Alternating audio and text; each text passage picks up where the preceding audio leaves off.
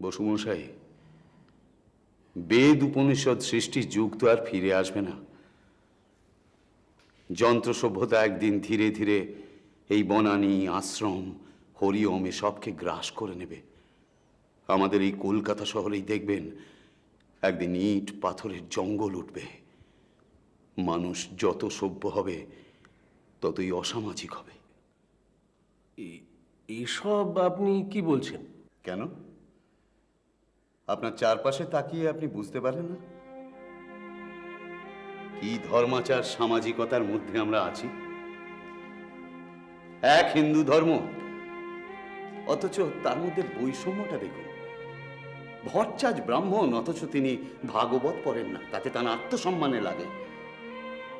পুঁথির থেকে একটা পাতা যদি মাটিতে খসে পড়ে যায়, তাহলে চিমটা দিয়ে সেই পাতাটা তিনি তুলে নিয়ে আস্তা করে ফেলেন, আর তারপর হাত ধুয়ে ইষ্ট নাম জপেন। বৈষ্ণবের সঙ্গে তিনি এক পংক্তিতে বসে আহার করেন না পর্যন্ত। আবার যারা গোঁড়া বৈষ্ণব, তারা দেবী দুর্গাকে বলেন হাতিমুখর মা, বেলপাতাকে বলেন তেফার কা পাতা, মা কালীকে বলেন রক্ত কাকি মসি। হ্যাঁ, অবশ্যই আছে, এসবও তো আছে। আরো আছে, এখানেই শেষ নয়।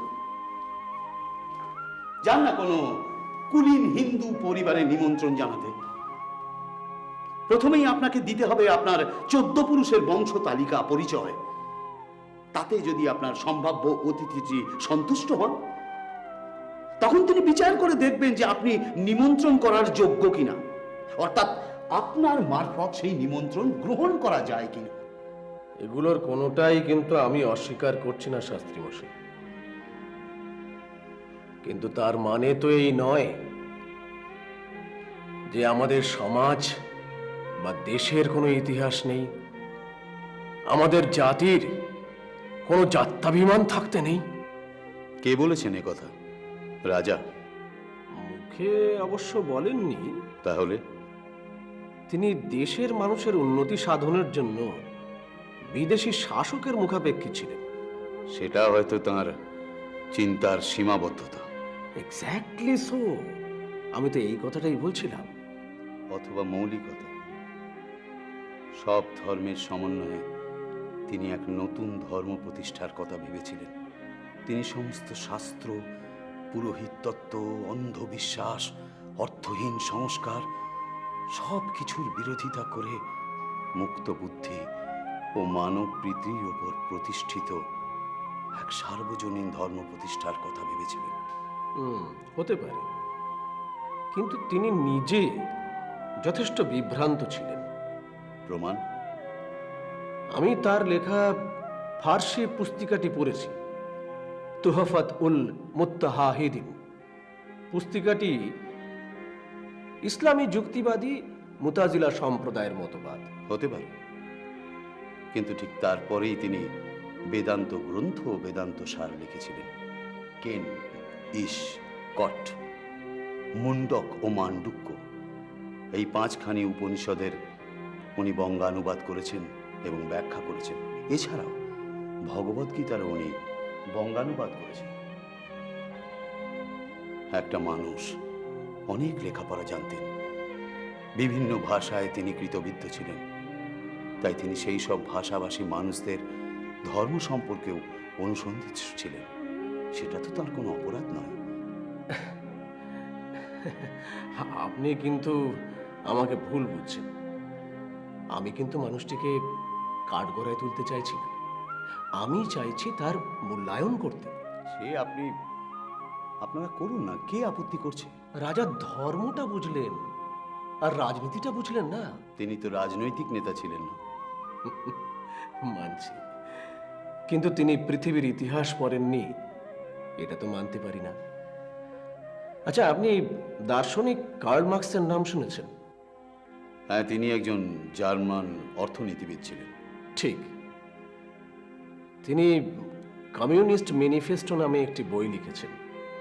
তার প্রথম লাইনটা শুনবেন।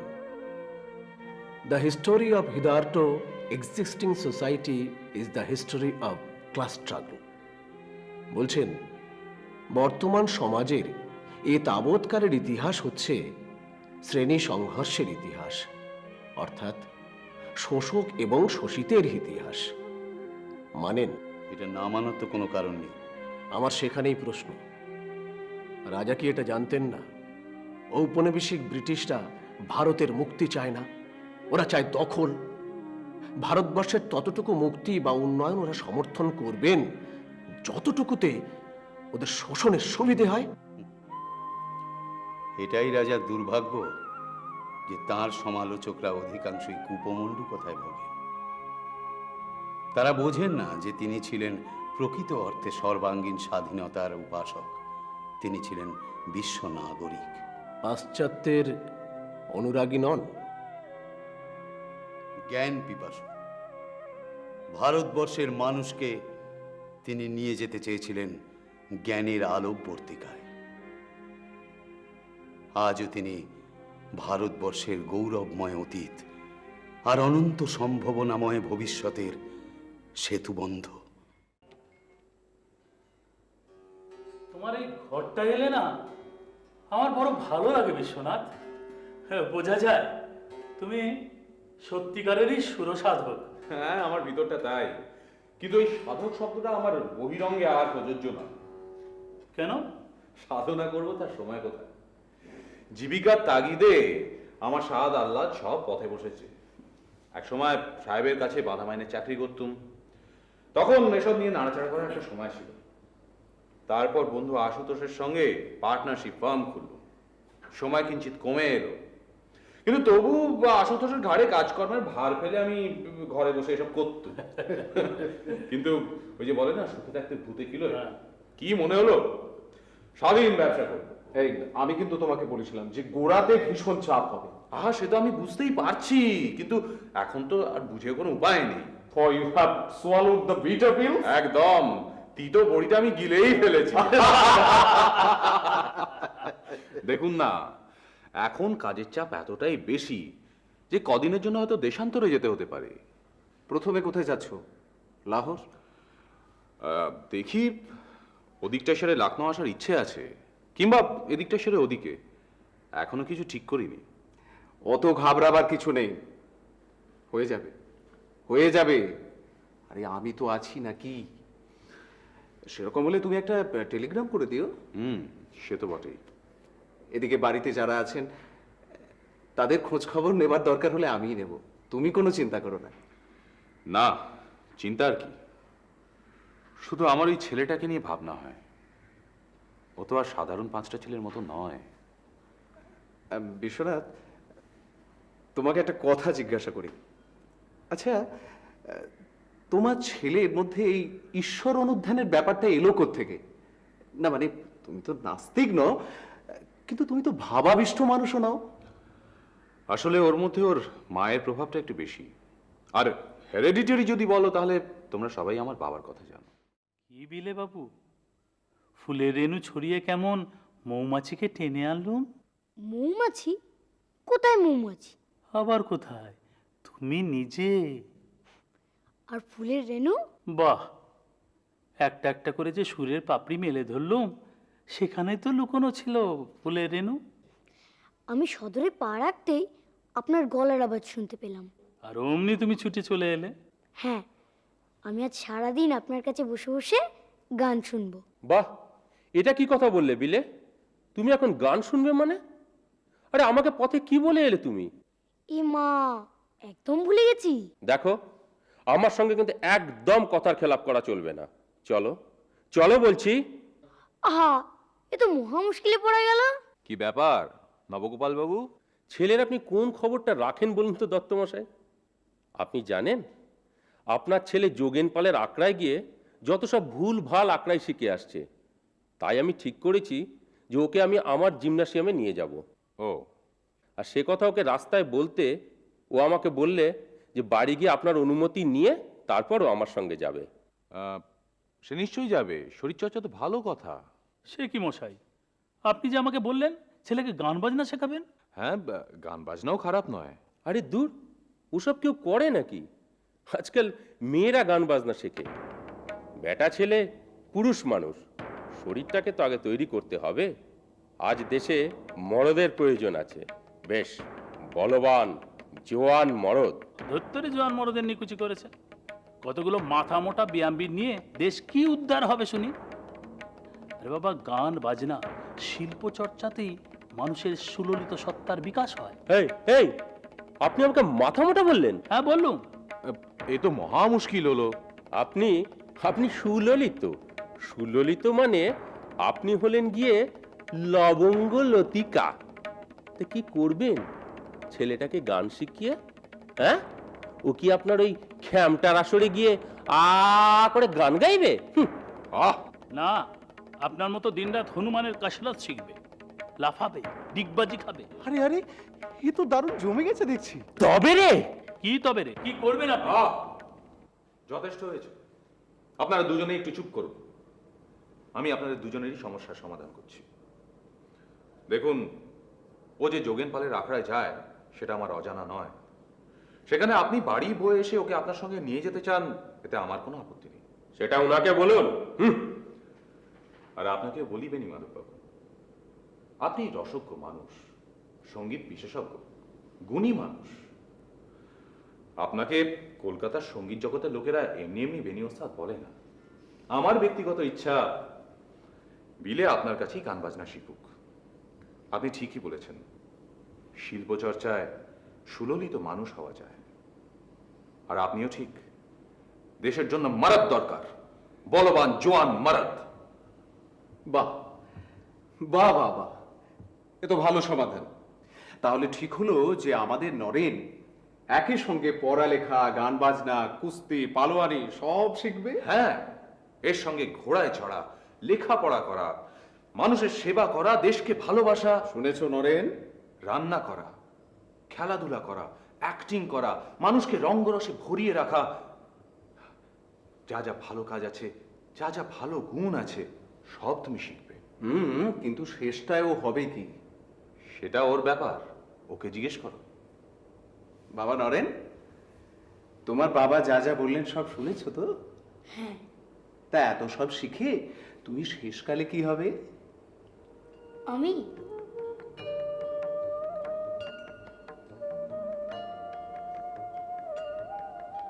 আমি সন্ন্যাসী হব, আমি সাধু হব। আমারটা দেখ না, আমারটা না, আমারটা না, আমারটা। ও, এত গোল কেন করছিস? আমি সবারটা একে একে দেখবি। আগে আমার হাতের রেখার সঙ্গে তোদের হাতের রেখা মিলা দেখ, আমার হাতের রেখার কোন কোন রেখাগুলো তোদের হাতের রেখার সঙ্গে মিলে। জানিস তো, আমাদের বাড়িতে না একদিন একজন সন্ন্যাসী এসেছিল। সে আমার এই হাতের রেখা দেখে বলেছিল আমার এই হাতের রেখায় সন্ন্যাসের যোগ আছে। সে তো আমারও আছে। মরেছে, আমার নেই। আমার আছে, আমার এই একটা দাগ আছে। ও, এত গোল করলে কি হয়? বলছি তো, সবারটা একে একে দেখবো।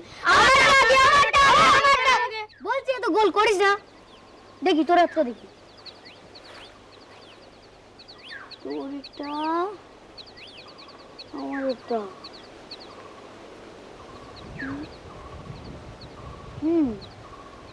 সব তো ঠিকই দেখছি, কিন্তু কোথাও একখানা গোল মনে হচ্ছে। জানিস কি? তোর হাতটা ভুল। মানে? ভগবান তোর হাতটা ভুল চেপেছে। এ মা, সে কি রে? তাই তো মনে হচ্ছে আমার। নাহলে দেখ, তোর হাতের সন্ন্যাস যোগ রেখা আমার হাতের সন্ন্যাস যোগ রেখা এক, কিন্তু আমার তো কোনো ভাগ্য রেখা বলে কিছু রেখা নেই। আর তোর তো এখন থেকে স্পষ্ট ভাগ্য রেখা। সন্ন্যাসী হলে তার কি কোনো ভাগ্য রেখা থাকে নাকি? না, আর পারা গেল না। দেখেছিস, ওই দুষ্ট বুড়োটা ঠিক এসে গেছে।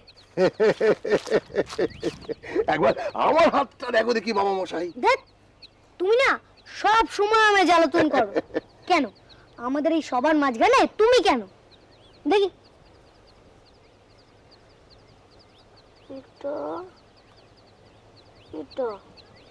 দূর ছাই, তোর হাতের সঙ্গে তো আমারটা কিছুই মিলছে না। তোর হাতটা গোল মেলে আছে। ওর আবার কিসের গোলমাল? তুমিও সব বুঝবে না, তুমি যাও। বুঝিয়ে দিলে কেন বুঝবো না? এটা দেখো, হয় কখনো দেখো কি? কর্মযোগ নেই, অথচ জ্ঞান যোগ আছে। তা যে জীবনে কর্মই করবে না তা জ্ঞানটা পাবে কোত্থেকে শুনি? সত্যি সত্যি বাবা মশাই, তুমি এসব বলো কি করে? আজকাল ভগবানও না সব ভুলে গেছেন। কর্ম অকর্ম পাপ পুণ্য সব হাতের রেখাগুলো ভুল চাপছে। আসলে রোজ রোজ তো অনেক অনেক লোক জন্মাচ্ছে, তাই তার কারখানার উপরে প্রচন্ড চাপ পড়ছে। আর চাপ পড়ছে বলে একটু আধটু তো ভুল ভ্রান্তি হবেই বাবা মশাই। তা তা ওসব ঠিক হয়ে যাবে। তা তোমার হাতের রেখায় কি দেখলে? আমি তো সন্ন্যাসী হব, পরিষ্কার রেখা। সন্ন্যাসী? তা সন্ন্যাসী হয়ে কি করবে? কেন? সন্ন্যাসীরা যা যা করে আমি জানি। মস্ত জটা গোঁফ দাড়ি নিয়ে নেংটি পরে ঘুরে বেড়ায় সব। এই সাধুরা ল্যাংটা থাকে জানিস? আমাদের বাবা মশাইও ল্যাংটু সাধু হয়ে ঘুরে বেড়াবে। দেখ কেন? তুই তো ছোটবেলায় হতে। উফ, তুমিও না, তুমি যাও তো। তোমার মনে নেই একবার তোমার পরনের কাপড় এক ভিখিরিকে দিয়ে দিয়ে? আমার জানা, আমার বেশ মনে আছে, ঠাকুরুনও আমায় বলেছিলেন ওই ওই দালানের ওদিকটায়। আয় আমরা সাঁতার সাঁতার খেলি।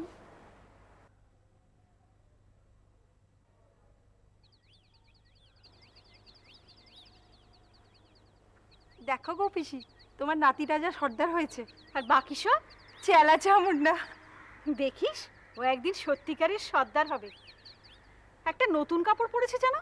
হ্যাঁ, বৌদিমণি পরিয়ে দিয়েছে।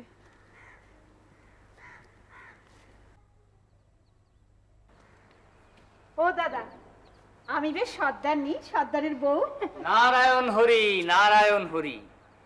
দাঁড়ে ভিকিরি মা, কিছু ভিক্ষা দাও গো, ভগবান তোমাদের ভালো করবে। আহ, তোমরা এরকম অসময় জ্বালাও কেন বলো তো বাপু? আমাদের আবার সময় অসময় কি গো মা, লোকের দাঁড়ে দাঁড়ে চেয়ে চিনতেই তো কাটে। ও যাসো, দুমুঠো চাল নিয়ে আয় তো দেখি। দিচ্ছি গো বাবা, বসো। বসছি গো, শুধু চাল, একটা কাপড় দাও না গো। ওই তোমাদের দোষ বাপু, খেতে পেলেই শুতে চাও। সেই জন্য নয় গো, পরনের কাপড়টা ছিঁড়ে গেছে। তোমরা বড় মানুষ, তোমাদের ঘরে কত কত জিনিস, আমার মতো গরিবকে দান করলে তোমাদের কি কিছু কমবে মা? বলো না গো ও রাজামশাই। আমি জানি তো, আমি ঠিক ঠায় বসে হাত পেতেছি। ওই তো মাথায় মুকুট পরে রাজামশাই দরবারে বসেছেন। তিনি কি পারেন ভিখিরিকে দরজা থেকে ফেরাতে? সর্দার, রাজাও তো সর্দারই গো। কাপড় চাই তোমার? হ্যাঁ সর্দার, তুমি দেবে?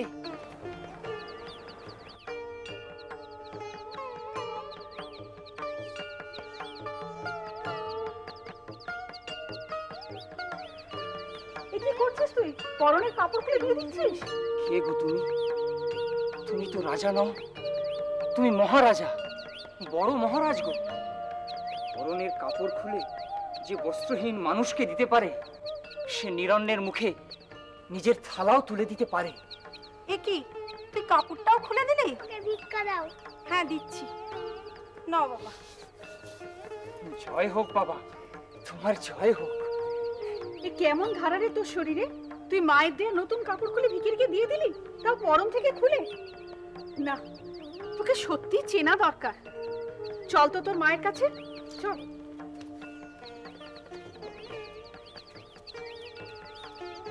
কাকে দেখলাম জানি না, এতটুকু শরীরে পাহাড়ের মতো চওড়া বুক। এই কাপড় নিয়ে আমি এখন কি করি, কি করে পরি এতটুকু কাপড়?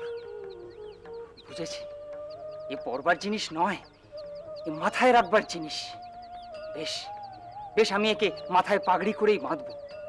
এ মহারাজের দান, এ তো যে সে জিনিস নয়। চুপ কর তোরা, মোটে হাসবি না। কেন, খারাপটা কি? আচ্ছা, তখন তো আমি ছোট ছিলাম, এখন তো বড় হয়েছি। ও হ্যাঁ, এখন বাবা মশাই অনেক বড় হয়ে গেছে। তা সন্ন্যাসী হয়ে তুমি কি করবে?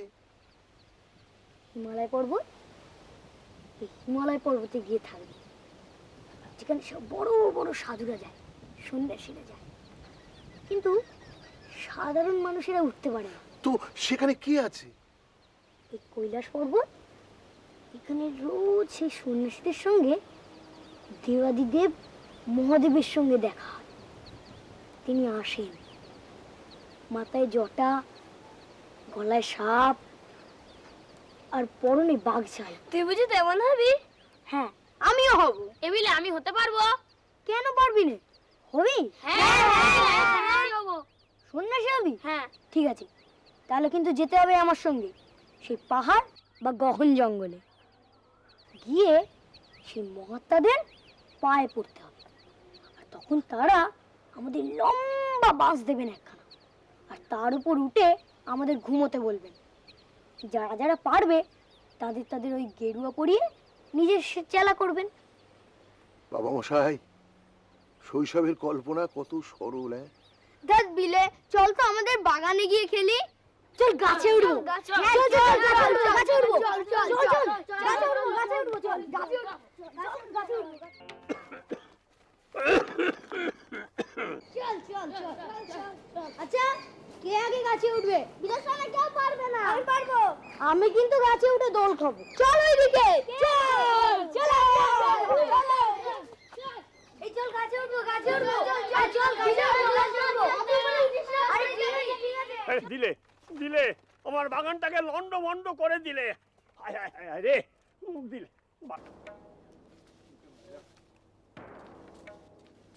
এই বিলে কুমার করিস না, উড়ে যাবি। এটাই তো মজা আছে। এরা?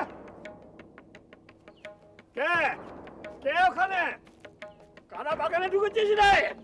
এই আমার দাদা মশাই। নাম নাম নাম নাম নাম নাম নাম। পাচি, কত ছাড়া বদমাইশের দল। দুপুর বেলায় একটু জিরে নিতেও দেবে না, একবারে বাগানটাকে আমার লন্ড ভন্ড করে দিলে। এই, এই, কি হচ্ছে সব? কি হচ্ছে সব এখানে? আমরা এই গাছের দোল খাচ্ছি। এখানে ছাড়া দোল খাবার আর কোনো জায়গা নাই। বাঁদর, তুমি তুমি হচ্ছ নাটের গুরু। হ্যাঁ, আমি তো সর্দার। সর্দার? তা এই গাছে দোল খাওয়া ছাড়া আর কোনো গাছ নেই? একদিন বুঝবি ঠেলা, কিসের? যেদিনে ঠ্যাং আর হাত ভাঙবে। ওসবে আমার কিচ্ছু হয় না। ও, ওই যে সেদিন আমি ওই দালানে চোর চোর খেলছিলাম, হঠাৎ সিঁড়ি থেকে গড়িয়ে পড়ে গিয়ে আমার কপাল ফেটে গেল। সব শুনেছি। তারপর অজ্ঞান হয়ে বাবা মাকে খুব শাস্তি দিলে। তোমার গুণের কথা আর কারু জানতে বাকি নেই। এই তো দেখুন, আমার কপালে একটা কাটা চিহ্ন রয়ে গেছে। ভারী শান্তশিষ্ট ছেলের চিহ্ন। আমার দাদা মশাই আছেন, হ্যাঁ তিনি বলেন এটা আমার জয় তিলক। জানি, নৃসিংহ মশাইয়ের আদরে আদরে তুমি একটা বদর তৈরি হয়েছ। এই তোদের তোদের সবাইকে বলে রাখছি, আর তোমাকেও বলছি, শোনো, ভালো করে শোনো। এই গাছে ব্রহ্মদত্তী আছে। হ্যাঁ নয়, হ্যাঁ। কি ভয়ানক চেহারা, নিশুত রাতে গায়ে একটা চাদর জড়িয়ে সেই গাছে গাছে ঘুরে বেড়ায়, বুঝেছ? বাবা গো, আপনি নিজে চোখে দেখেছেন? তবে আমি কি মিছে কথা বলছি? আমি নিজের চোখে দেখেছি। এই হাঁদুটাকে বলিনি ভয় পাবে বলে, তোদের বলছি সাবধান করে দেবার জন্যে। এই গাছে যে উঠবে, ব্রহ্মদত্তী তাকে খাপাত করে ধরে গরম উঠকে দেবে। ওষুধ ধরেছে মনে হচ্ছে। কেউ কিচ্ছু জানতে পারবে না, শুধু একটা আওয়াজ। কে রে? কে ওখানে? ব্যাস, ঘরে ঘোরাবারও সুযোগ পাওয়া যাবে না। একটা হাত, সুপুরি গাছের মতো একটা হাত, তারপরে রক্ত চুষে চুষে খাবে আর গান গাইবে। কচি ছেলের রক্ত খেতে বড্ড ভালোবাসি, কচি ছেলের রক্ত খেতে বড্ড ভালোবাসি, কচি ছেলের রক্ত খেতে বড্ড ভালোবাসি। বিলে ভয় পেয়ে গেলে বুঝি? ও ভাই, চ সবাই পালিয়ে চ। দুপুর বেলা কিরকম থমথমে ভাব এখানে। এবিলে কি ভাবছিস? ওই যে ব্রহ্মদত্তী ভূতযুদ্ধের কথা। হাঁদুর দাদামশাই তো বলে গেল ওই ব্রহ্মদত্তিটা এই গাছেই থাকে।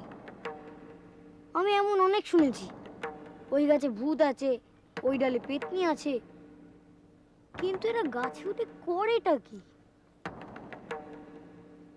আমি এই গাছেই উঠব। এই না, কেন উঠবি? খুব সাহস না তোর? আরে দেখ না কি করি আমি। ওই ব্রহ্মদত্তিটা যে ডালে থাকে আমি তার ওপরের ডালে উঠবো, আর ওপরের ডালে উঠে নিচে থুতু ছেটাবো, আর ওই বেটার তো গায়ে লাগবেই। কিরকম জব্দ হবে দেখ না। যদি তোর ঘাড় মটকায়? আরে দূর, তোর কি হাম্মক নাকি? আচ্ছা, আমি যে এতক্ষণ বসে দোল খাচ্ছিলাম, তো আমার ঘাড় মটকাতো না? বল তোরা। একজন বলেছে বলে তার কথায় যে বিশ্বাস করতে হবে তা তো নয়। আমি এই গাছেই উঠবো। এই না, বিলে বিলে বিলে বিলে বিলে বিলে। শুনুন মশাই, আপনাকে বলে দিচ্ছি,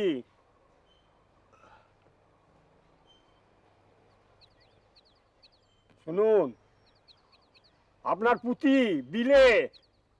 ধ্যাৎ, এটা কি হলো?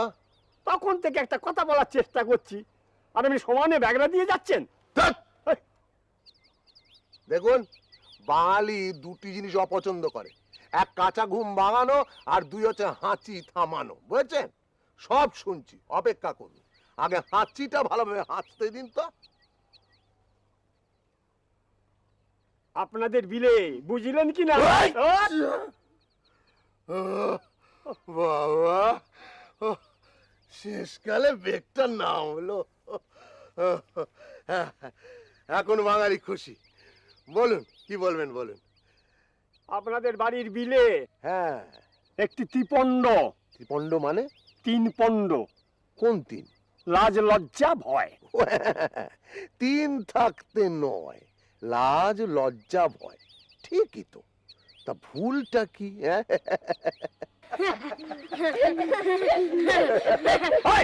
চুপ চুপ।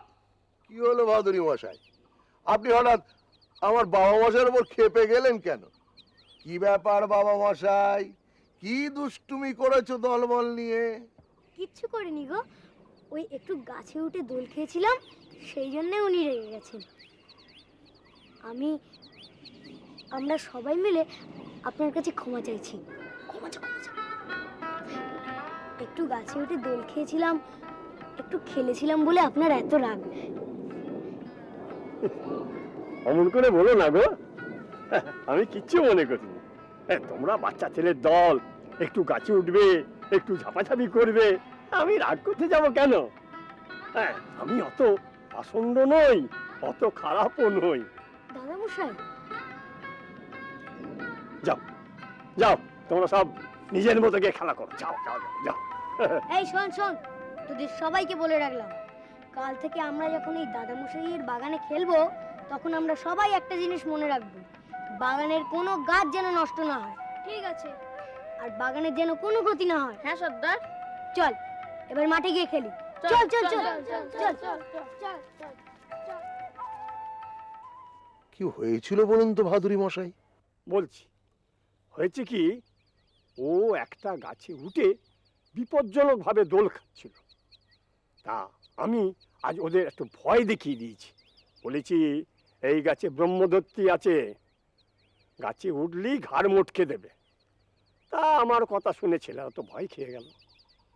পরে শুনে কি, ও তাদের ভয় কাটিয়ে দিয়েছে। বলেছে, আমি বলেছি বলেই বিশ্বাস করতে হবে, এমন কথার কোনো মানে নেই। আমি নিজে যতক্ষণ না ব্রহ্মদত্তি দেখব ততক্ষণ বিশ্বাস করব না। এই বলে আবার ওই গাছে উঠে দোল খেতে শুরু করেছে। এটা হচ্ছে ওর চারিত্রিক বিশেষত্ব, জানেন? আর একটু খেয়াল করে দেখবেন, ও কথা শুনবে না তা কিন্তু নয়। বুঝতে পারছি। হ্যাঁ, এই তো দেখলাম নিজে থেকেই আমার কথা শুনলো। ওর ভাবটাই ওই রকম, জানেন? ওই অন্য যা বলবে তা মানতে চায় না, যতক্ষণ না প্রমাণ পাচ্ছে। যাকে বলে একেবারে যুক্তিবাদী। এই বয়স থেকে হয়তো ভীতিবোধ ওর মধ্যে একদম নেই, জানেন? ওর কাছে প্রমাণ ব্যতিরেকে কোনো কিছুরই অস্তিত্ব নেই। সত্যদ্রষ্টা। হ্যাঁ, সত্যদ্রষ্টা। আরেকটা জিনিস খেয়াল করলেন তো, ভয় দেখিয়ে কিন্তু ওকে কিচ্ছু করা যাবে না। বুঝিয়ে ভালোবেসে বলুন, ও সবার সব শুনবে। ভালো ছেলে। হ্যাঁ, একেবারে স্বভাব নেতা। মহা মুশকিল, ও বলছে তুই বিশ্বাস করছিস না কেন? ও মিছে কথা কইছে। মা, আমি মিছে কথা কই না। মারবো এক চর। ভাই, তোর এইসব আষাঢ়ের গল্প আমাকে বিশ্বাস করতে হবে না। কি ভেবেছিলি তুই? হ্যাঁ, বাইরে মারামারি করে জামা কাপড় ছিঁড়ে নিয়ে আসবি, তারপরে সেই জামা কাপড়ে রক্তের দাগ। ভেবেছিলি স্নান ঘরে কি জামা কাপড় পাল্টে ফেলি মা আর বুঝতে পারবে না। চল এবার নিয়ে যাবো তোর বাপের কাছে, তখন বুঝবি মজা খানা। এ তো ভারী মুশকিল। ছি ছি ছি বিলে, কালে কালে তোর এ কি গুণ হচ্ছে বল দেখি। আগে তো রাস্তাঘাটে যা কিছু হতো আমাকে এসে বলতি। আজও বলতো। কখন বলতি? কখন বলতি? ঘরে ঢুকিয়ে আমাকে বলিসনি কেন? তুমি তো পুজো করেছিলে। হ্যাঁ রে শোন, ও আমাকে বলেছিল। তুই আমাকে বলিসনি কেন? বলতুম। কখন বলতি? দুজনে মিলে শার্ট করে গপ্প ফেঁদে নিয়ে তারপর? না, এবার তুমিও। এই, একদম পাকামি করবি নে। কোথায় কোথায় সে? এসো আমার সঙ্গে, এসো। এইবার এইবার তো সব কথা ফাঁস হয়ে যাবে। তখন তোর মুখটা কোথায় থাকবে আমায় বল দেখি। ও না হয় ছেলে মানুষ, দুটো মিছে কথা কইতে পারে, দোষ করতে পারে। তাহলে তাহলে তুই ওর তালে তাল রাখবি? তুই না খুড়িমা, মার চেয়ে খুড়িমার দায় কি কিছু কম? কি যাতা বলছিস পাগলের মতো? আমি কি দোষ করেছি শুনি? জানিস না না? হলে এইটুকুই, আমি তো ছেলের মুখের কথা বিশ্বাস করেছি, তুই করিসনি। তাই তো আকাশ কুসুম কোনটা হলো শুনি? একজন গোড়া সাহেবের মাথা ফেটে গেছিল, তা বিলে তার জামা ছিঁড়ে তাকে ফেটটি বেঁধে দিয়েছে। এমন হতে পারে না? কোড়া সাহেবের মাথা মানে? বিলে তোকে কি বলেছে? আমার একটা কি বলছিল যেন, আমি তো ঠিক শুনিনি রে। মোলো, ছেলেকে মিথ্যেবাদী সাজিয়ে তো শাসন করার এত ঢল যে পেছনের ঘটনাই জানবার চেষ্টা করলি না, একেবারে টানতে টানতে বার বাড়িতে নিয়ে গেলি। আমি কি করে বুঝবো? ছেঁড়া জামা কাপড়, তারপরে আবার জামা কাপড়ে রক্তের দাগ। রক্তের দাগ দেখেই তুই মনে করে ফেললি তোর ছেলে গুন্ডামি বদমাইশি করে রক্তারক্তি ঘটিয়ে তবে বাড়ি ফিরেছে, আর আমি সব কিছু জেনে শুনে তার দোষ ঢাকছি। কেন, বিলেকে পেটে ধরিনি বলে? আমি তো বিলেকে নষ্ট করে আমার লাভ কি বল? বিলেকে আমি পেটে ধরিনি ঠিকই, কিন্তু বুকে পালিনি এমন তো নয়। এই দেখো, এই দেখো, এরম এরম করিস নে বোন, আমি কিন্তু ভারী কষ্ট পাই। কষ্ট পাস না ছাই পাস, তোরা সবাই মিলে আমার দোষ ধরিস। না বোন, আমার মাথা খা, তাকা বোন আমার দিকে, তাকা একটু, মাথা খা আমার। লক্ষ্মী সোনা বোন আমার, কাঁদিস নে বোন আমার, কাঁদিস নে বোন। এত কাণ্ড! হ্যাঁ, আর এসব জামা কাপড় নিয়ে তুমি কি করছিলে? ওই যে স্নানের ঘরে গিয়ে জামা কাপড় পাল্টাচ্ছিল, রক্ত টক্ত লেগে গেছিল না, তো মা ঠিক সেই সময় গিয়ে ধরেছে আমি নাকি রাস্তা থেকে মারামারি করে এসেছি। আর খুড়িমা আমারও বলতে গেলে তাকেও চোট পায়। আসলে কি জানো তো, কি? এসব হচ্ছে তোমার নাম যশের বিড়ম্বনা। তোমার দামাল দর্শী বলে যে খ্যাতি আছে, তাই তারা বিশ্বাস করতেই পারছে না যে তুমি এরকম পরোপকার করতে পারো। মিত্তির মশাই তো আছেন, তুমি ওনাকে জিজ্ঞেস করো না। আমি সত্যি বলছি কি মিথ্যে বলছি উনিই বলবেন। আমি কি তা বলেছি নাকি? যাই হোক, তারপর কি হলো বল। ওই অত বড় ভারী ট্রাপিসটা না আমরা খাটাতে পারছিলাম না। আচ্ছা, আপনি বলুন তো, ওরা পারে কখনো ওটাকে টাঙাতে? আমি ওদেরকে বলেছিলুম যে তোরা ওটা ছেড়ে দে, তোরা তোদের মতো জিমনাসিয়াম কর, বুকডন দে, বাড়িতে যা যা হয় আর কি, পরে আমি নিজে দাঁড়িয়ে থেকে ওটা খাটিয়ে দেবো খান। তা নয়, উনাদেরকে ট্র্যাপিস টাঙিয়েই তবে খেলতে হবে। তা এর ভিতরে সাহেব এলো কোত্থেকে? সেইলার, নাবিক। মনে হয় উনি তালতলার দিকে যাচ্ছিলেন, তো যেতে যেতে হঠাৎ পথে দাঁড়িয়ে পড়লেন এদের কাণ্ড কারখানা দেখে। তো পথে তো অনেকেই দাঁড়িয়েছিলেন, সাহেবও তাদের মধ্যে একজন। তারপর আমরা তো কোনো রকমের ডগার দিকটা চাগিয়ে ধরেছি, কিন্তু গোড়ার দিকটা কিছুতেই গর্তে সাঁটাতে পারছি না। হঠাৎ ওই দিক থেকে ওই সাহেব গর্জন করে বললেন, let me help you boys. আমি বললাম, okay sir, please do come. বাবা, একদম শুদ্ধ ইংরেজিতে। হ্যাঁ, সাহেব তো চলে এলেন। আমরা উপর থেকে দড়ি দিয়ে বেঁধে ওই ট্রাপিসটাকে ধরে রেখেছি, মানে টেনে রেখেছি। আর সাহেব নিচে গর্তে ওই পা দুটো ঠিকঠাকভাবে সাজাচ্ছেন। হঠাৎ দড়িটা ফটাস করে ছিঁড়ে গেল। সে কি? হ্যাঁ, আর ট্রাপিসের একটা পা ছিটকে গিয়ে লাগলো ওই সাহেবের কপালে। সর্বনাশ! আরে মশাই, আমি তো তখন ওখানে ছিলুম না, শুনুন না তারপর কি হলো। ইস, কপাল ফেটে গিয়ে কি রক্ত। আর সাহেবের তো ওখানে পড়ে গিয়ে জ্ঞান হারা দশা। আর আশেপাশে যারা ছিল, এমনকি আমাদের আখড়ারও কয়েকজন, সব রক্ত দেখে দে দৌড়। সে কি, সবাই পালিয়ে গেল?